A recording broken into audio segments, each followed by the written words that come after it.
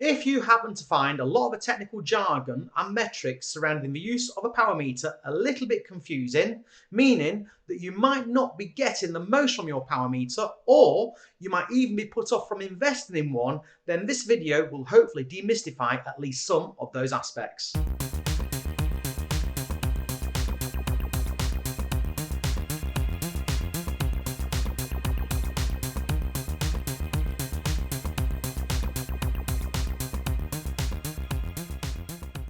When I qualified as a level 3 cycling coach, one of the two final assessments was a presentation on a topic of my choice. And the video that you're about to watch are the slides from that presentation with me narrating over the top. It is relatively long, around 20 minutes, and there is a lot to take in, so you might need to watch it a couple of times. I also suggest that you have a pen and paper to hand as well as a calculator, just so you can take part in the 2 or 3 questions that I put to my audience. So make yourself comfortable and settle in for my presentation. Hello, so this presentation is entitled Start Making Sense of Power Meter Data. So if you already own a power meter but are still a bit confused by all the data, or you're thinking of buying one but are wondering just how useful it will actually be, then this presentation is for you. Now, as you know, all good cycling events start with a prologue.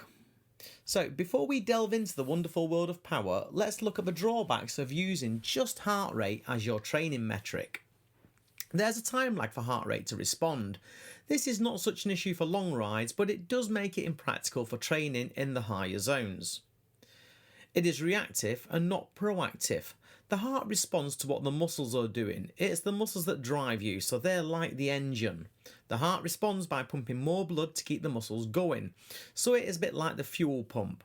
Training based solely on heart rate is like using the fuel gauge of your car to determine how fast you're driving, although knowing how hard the fuel pump is working is useful information.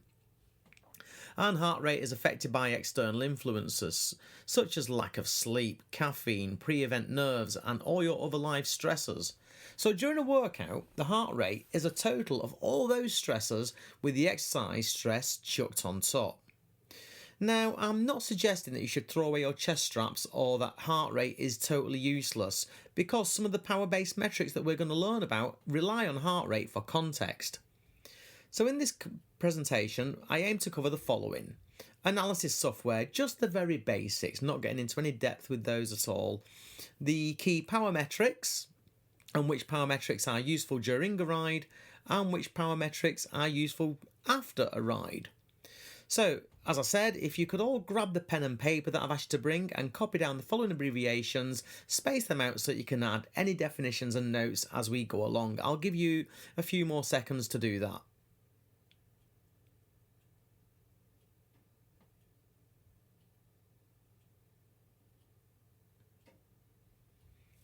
Analysis software. In order to get the most from your power meter, you are going to need to use some form of analysis software. Now, this is not as intimidating or complex as you may think. The goal of this presentation is that you go away with enough understanding to be able to do just that. Many of you are probably already using a platform with some basic analytics and graphs based on power. It's called Strava. Another data analysis website and app is called Golden Cheetah. Online platforms such as TrainerRoad or the apps that come with your head unit also include some basic analytics. But the one that I use and will be referring to during this presentation is Training Peaks. Now, Training Peaks has been around for quite some time. It is so widely used that it's almost become an industry standard, and it is the official partner software of British Cycling. One of the most important graphs found on Training Peaks is the Performance Management Chart, or PMC. It's essentially a graph of your cumulative training load over time, so it allows you to see your fitness gains in a visual format. But what is training load? Now, training load can simply be prescribed and progressed via distance or better still duration, i.e. saddle hours. But neither of those take into account how hard you rode. With a power meter, however, you're able to use training stress score, which does take that into account. So TSS is a far better way of planning, monitoring and progressing your training. But what is TSS, you might ask? TSS, Training Stress Score, is simply a score that is based both on duration and the intensity of the ride. The performance management chart in Training Peaks is simply a cumulative line graph of TSS against time. So here's our chart again. The blue line represents chronic training load, or CTL, which is your average daily TSS for the last 6 weeks. Another way of referring to it is as your fitness, and that's what Strava do. The pink line is your acute training load, or ATL. This is your average daily TSS for the past 6 days, or another way of putting it, your fatigue. Finally, we have your training stress balance, or TSB. This is the difference between your ATL and your CTL, and could be referred to as your form or freshness. Now you can see how the blue CTL or fitness line both rises and falls quite gradually, whereas the pink ATL or fatigue line rises and falls quite sharply, which means that a day after a hard session or long ride, the pink fatigue line will drop more quickly than the blue fitness line. So if you train again tomorrow, you will be doing so at a slightly higher fitness level than before. You're making progress. It is important though to keep a close eye on the orange TSB, the training stress balance line, because continual training pushes that down, and when it drops below -20, Training Peaks will alert you that maybe it's time for some rest or recovery. Keeping it below -20 for protracted periods is not something to be recommended. You do need to come up for air every now and again. Analysing workouts. So here's a workout on Training Peaks after it has been completed. The Analyze button at the top right hand corner opens it up. It's these metrics in the top right hand corner that we're going to focus on. And zooming in on them, you can see some of the abbreviations that you've just made a note of. We're going to work through each of these in a logical order. NP, that stands for normalised power. Now, normalised power is a variation of average power.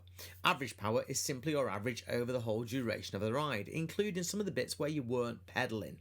Normalised power removes the parts where you were not pedalling, and it also factors in the tiny spikes in power that occur throughout the ride. So normalised power provides a more meaningful measure of how demanding the ride was, and TSS uses normalised power and not average power in the calculation. In one of his books, Joe Friel gives a really good example to illustrate the difference between average and normalised power. One day he, i.e. Joe, rode up a climb around threshold, pushing just above that every few minutes. At the top, he turned round and come back down again. The whole thing took about an hour, and his average power was 141 watts.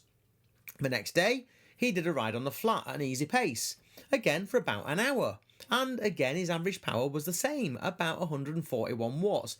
But the difference in demand of those two rides was quite considerable, the first one being much tougher than the second one, and normalised power takes account of that. The normalised power for the first ride, the hill climb, was 179 watts, and for the second ride, on the easy one on the flat, was just 145 watts. So generally speaking, normalised power is the better of the two averages to use, and having normalised power on your head unit during a ride can also help motivate you to maintain a good effort. But that's not to say average power is of no use. It actually forms part of the next training metric we'll look at, variability index.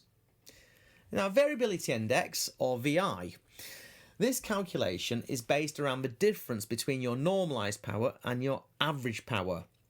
Variability index is simply normalised power divided by average power, and the closer together the normalised and average powers are, the smaller the variation, hence the smaller the variability index. Let's illustrate this by two very different road cycling events, the time trial and the crit race. Now, good time trialling is all about pacing and a smooth, continuous effort, so ideally, the normalised and average powers will be fairly close. A well-paced time trial will have a VI of less than 1.05 or less than 5%.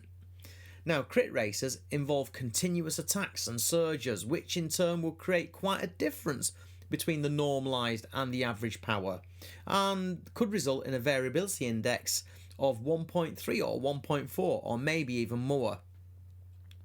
Okay, whenever you see this calculator symbol during the presentation, you're going to be required to do some number crunching. So if you could open up the calculator app on your phone or smartphone, or grab a calculator, and let's have a look at some of these calculations. Okay, so we're going to have a go at calculating the VI of two different rides. So ride number one has a normalised power of 210 watts and an average power of 168 watts. So divide the normalised 210 by the average of 168, and what VI do you get? Okay, you should get 1.25. And what kind of race might that be? Yep, that would be maybe a crit race. Or if it's a group ride, a club ride with friends, what might the terrain be? That's right, those who've said that it might be a little bit hilly or rolling, you're spot on. So let's take a look at ride number two. Now this one has a normalised power of 229 watts, but an average power of 220 watts. So when you do the same calculation again, normalised divided by average, what VI do you get this time to two decimal places? I hope you got 1.04, and again, have a think about what kind of race that might be. If you're thinking time trial, you're on the right lines. And if it was a club ride or a group ride, what might the terrain be? Yeah, it would be a fairly flat terrain without anybody going surging and ripping it up. So a nice, smooth, continual effort. Okay, so variability index can be used to monitor how training was executed. For example, I could ask two different athletes to do a 30-minute effort at 90% of FTP whilst on their road rides. Their post-ride data would show that they both averaged about 90% for the 30 minutes. But when I delve further in, I see that athlete 1 has a VI of 1.02. So he or she produced a smooth, continuous effort, spending the 30 minutes very close to the target power. But athlete 2 has a VI of 1.35. So they were continuously pushing hard, then easing, then hard again, then easing, and therefore did a completely different type of workout to what they were supposed to be doing. So VI is really useful after a ride to see exactly how it was ridden. Okay, the next one, intensity factor, or IF. This is a really straightforward and simple metric, but an important one nonetheless. Here's the chart of the 7 power training zones devised by Dr. Andrew Coggan, the godfather of all the metrics that we learned about in this presentation. Now, each zone is based on a percentage of your functional threshold power, or FTP. Intensity factor is just the decimal equivalent of the percentages from this chart. So take zone 3 for example, which is 76% to 90% of your FTP. So it has a corresponding IF of 0.76 to 0.90. Okay, you're heading out for a 100-mile ride with some friends, and because everyone is a little bit excited, the ride sets off at a nice zippy pace. Not brutal, but perhaps a little bit too quick for a 6-hour ride. Now, you would only realise this a few hours later, and by then it's probably too late, meaning the remaining hour or so turns into a slow, miserable slog home. We've all been there. But with a power meter, you could have checked the IF after 15, 20 or 30 minutes, and when you saw that, let's say it might have been 0.85, 85% of your FTP, you could have dialed things back a bit early and monitored that, and possibly, as a result, ridden the 100 miles quicker. Because we all feel good and strong until the moment that we don't feel good and strong, but by then it is too late. So when IF, intensity factor, is displayed on your head unit, it can be a really useful way of pacing those long rides. Now, we don't need calculators for the next bit. You've decided to do a 2-hour ride at the top end of tempo, as it's known, or zone 3, which is 76% to 90% of your FTP. What sort of IF would you be looking for on your head unit? Yeah, if you're thinking 0.85 to 0.90, you're about right. And secondly, for a long endurance ride, you plan to sit right in the middle of that zone, of zone 2, 56 to 75%. So, what IF would you be looking for on your head unit? That's right, around about 0.65.